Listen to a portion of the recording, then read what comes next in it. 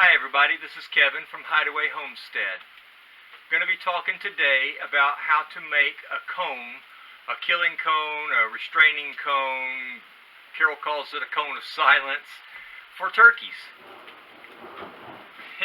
Yeah, you'll have to excuse the thunder, it's raining like crazy here.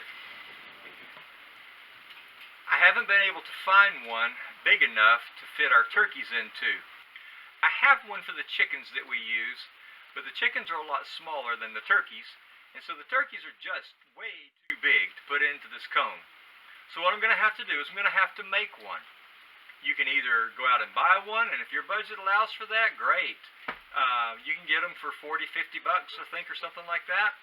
But if you don't have that in your budget to buy that, then you're going to have to make one. And I started looking around on the internet, and I found somebody on there that made one out of a 5-gallon bucket. So I'm going to try to make one out of a 5-gallon bucket and see how this works. So hopefully this will be something that will work out real good and I can use it. So let's get started.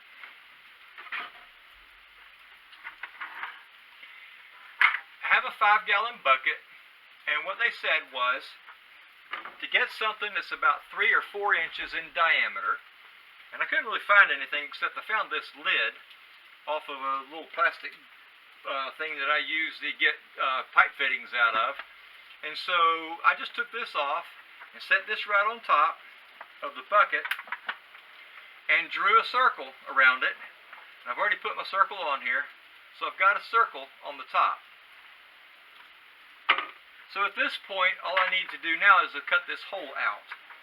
It can be either 3 inches or 4 inches or whatever size you need.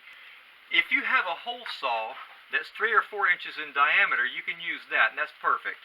I don't happen to have one of those, so what I'm going to do is I'm going to use this tool to cut this hole. And then once we get the hole cut out, then we'll go from there, and I'll show you what we're doing. So let's see if we can get this hole cut.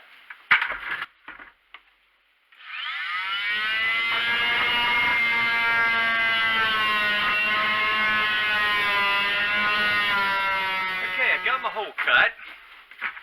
As you can see, it's not perfect.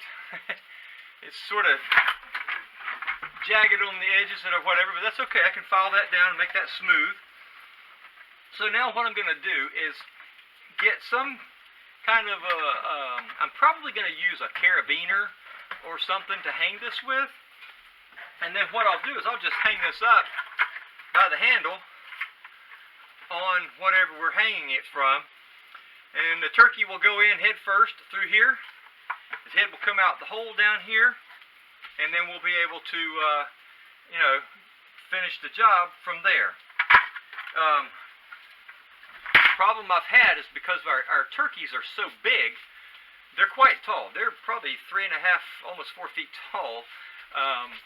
They are just too big to fit into the cone. And like I said, they do sell the cones that are big enough for that sort of thing, and if it's in your budget to get something like that, then go for it. But we just have decided that first of all, we only have 3 turkeys to do, so it's probably not going to take us a long time to do this. This is our first time doing turkeys, and so we're hoping that this will work out real well. We're looking forward to having some fresh turkey meat on the farm for the first time, and we'll see how it goes. If this works out okay, we may end up raising turkeys again. But like I said, this is just an experiment on our part to see how turkeys go, and if it works out, then we'll do it again.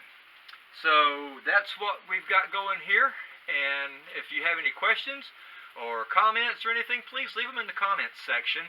If you've done turkeys before and you've got some tips that you can pass along, please put those in the comments as well. We like to hear from people. If you've never subscribed to our channel before, please hit the subscribe button in the lower right hand corner.